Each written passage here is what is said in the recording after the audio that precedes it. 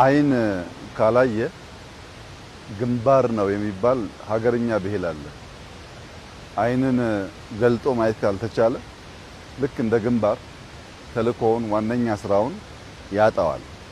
እኛ በበቂ ማየት ባለመቻላችን ለዘመናት በከተማችን ልናይ የሚገባንን ውበት ልናይ የሚገባንን ሳቢ ቦታ ማየት ሳንችል ኖረናል። እንግዲህ እንደምታውቁት ኮከብ አጽብሃ የሚባለው በጣም እድሜ ጠገብ ሃይስኩል እዚህ ጋር ይገኛል። እዚህ የተማሩ በጣም ብዙ ሰዎች አሉ። ቀበና ስመጥር ወንዝ ነው። ድልድዩ በጣም ይታወቃል። በዚህ አካባቢ ብቸኛው ድልድይ ስለነበረ በዚህ ድልድይ ያልተሻገረ ይሄን አካባቢ የማያውቅ ብዙ ሰው የለም። አዲስ አበባ ቀበና አሁን ያለውን ቅርጽ፣ አሁን ያለውን መልክ፣ አሁን ያለውን ውበት ሊይዝ ይችላል ብሎ ማየት ያስፈልጋል። አስቀድሞ ማየት ሲቻል ስራ ይከተላል።